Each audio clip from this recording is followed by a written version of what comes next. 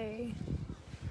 So I'm just out enjoying some sunshine on this glorious day. Got my super bright lipstick on because I just felt like it today. First day of lockdown here in Melbourne, Victoria, and thought, let's make the best of it, right? So I have called this, the title of this short live, a provocative title, which is that breastfeeding is a lot more than nutrition. And we know that, right? We know it's more than nutrition. We know it's about connection. We know it's about nourishment, well beyond simply how it, nutritionally fills a baby's body or a toddler's body.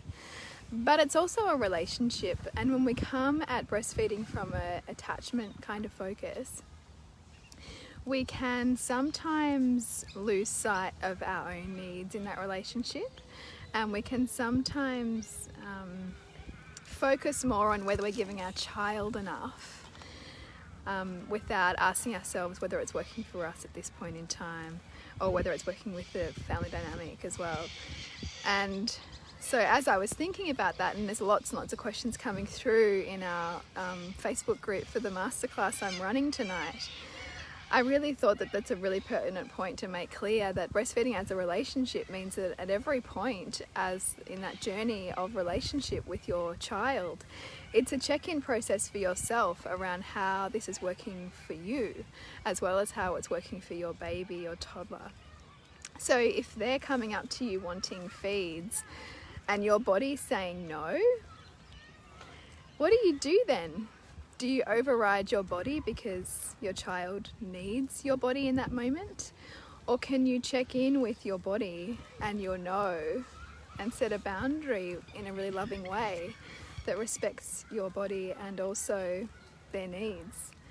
Because I find that a lot of women who choose to breastfeed for, say, past 6 months, past 12 months, can sometimes negate what their body is saying and kind of try to override it because they should feed their child if their child's asking for it, or they should breastfeed till, I don't know, their child self-weans, or they have an arbitrary age in their mind about how long they should breastfeed for. And sometimes these shoulds get in the way of what's really authentic to what you need and what your body needs and what your evolving self needs. And sometimes that is communicated through relationship with your intimate partner too. Sometimes there can be some feelings around their needs not being met, and then if you have a real focus on your child first and foremost, that can create rifts in the intimate relationship because there's not a consideration of everybody's needs. So there's a lot to really talk about well beyond my baby needs this.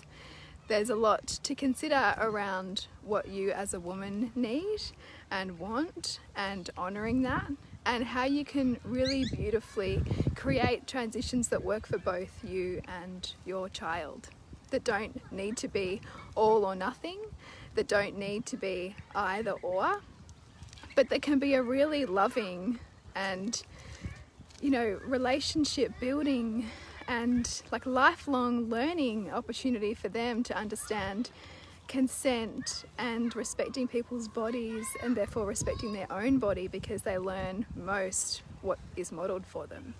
So if your body is saying no, but because of all of the reasons why you can't set that boundary with your baby or toddler in that moment, you override your body, then that's an incongruence that registers for your child around, I felt my mum's body say no, but she said yes, so okay, I'll just go with that.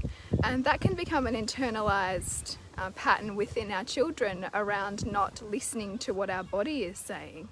So sometimes the very thing that we think can be harming our child, right, like the no, can be the very gift to their own congruence and connection to themselves, because they want to see us connected to ourselves in order for them to know how, to know what it looks like to be really authentic.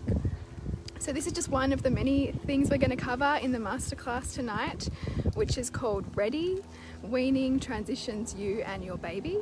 And so it's for anyone who is currently breastfeeding a baby or a toddler and sensing that they're wanting to make some shifts and changes, whether that's weaning completely, whether that's night weaning, whether that's making a transition into another bedroom, and how to navigate that in a way that is conscious and considerate of your child's feelings and the broader family dynamic, and how you can scaffold around making those changes.